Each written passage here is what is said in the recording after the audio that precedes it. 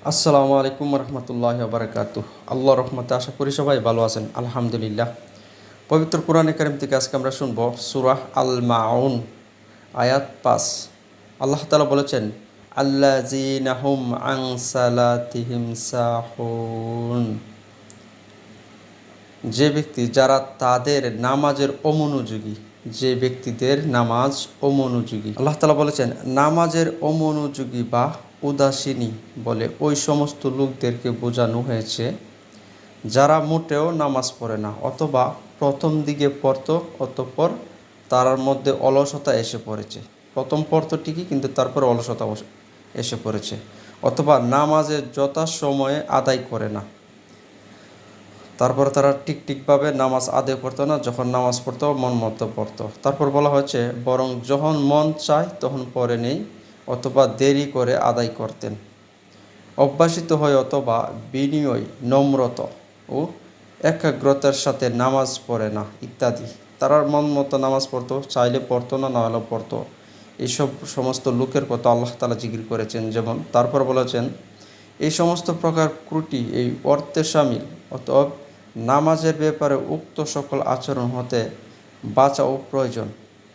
এখানে উল্লেখ করাতে একথা স্পষ্ট হয়ে ওঠে যে এ সমস্ত বদ অভ্যাসের অভ্যস্ত যেই লোক হতে পারে যারা আখেরাত হিসাব প্রতিদানের প্রতি বিশ্বাস ঘোষণা করে না।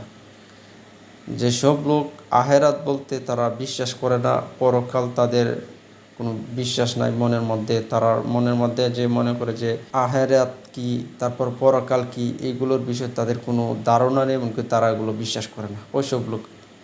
তারপর বলা হয়েছেন এজন্যই মুনাফিকদের একটি গুণ ও বর্ণনা করা হয়েছে যে যখন মুনাফিকরা নামাজে দাঁড়ায় তখন শৈলাতির সাথে দাঁড়ায়, কোনো লোক দেখানোর জন্য দাঁড়ায়। অনেকে রয়েছে এরকম যারা মুনাফিকের মধ্যে, তারা কিন্তু লোক দেখানোর জন্য নামাজ পড়ে, তারা কিন্তু মন থেকে নামাজ পড়ে না, শুধু এই আসতেছি যে যাইতেছি মসজিদে বা মানুষের দেখানোর জন্য। তাদেরকে আল্লাহ তাআলা বলেছেন যে ওইসব লোক শয়তানির সাথে কেবল লোক দেখানোর জন্য দাঁড়ায়, এবং আল্লাহকে তারা অল্প স্মরণ করে থাকে, শুধু অল্প স্মরণ করে থাকে, মনে চাইলে পড়ে, নাইলে পড়ে না। এইসব লোকের কথা বলা হয়েছে আল্লাহ তাআলা।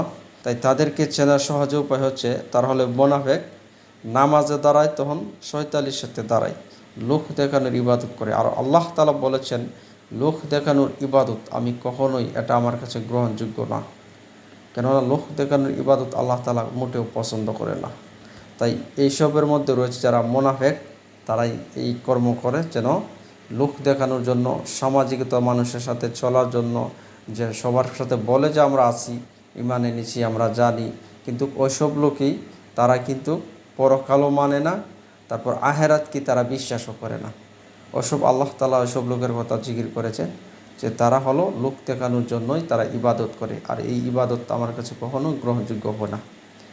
আল্লাহ তাআলা যেন আমাদের সবাইকে বোঝার এবং শিখার তৌফিক দান করুক। আসসালামু আলাইকুম ওয়া রাহমাতুল্লাহি ওয়া বারাকাতুহু।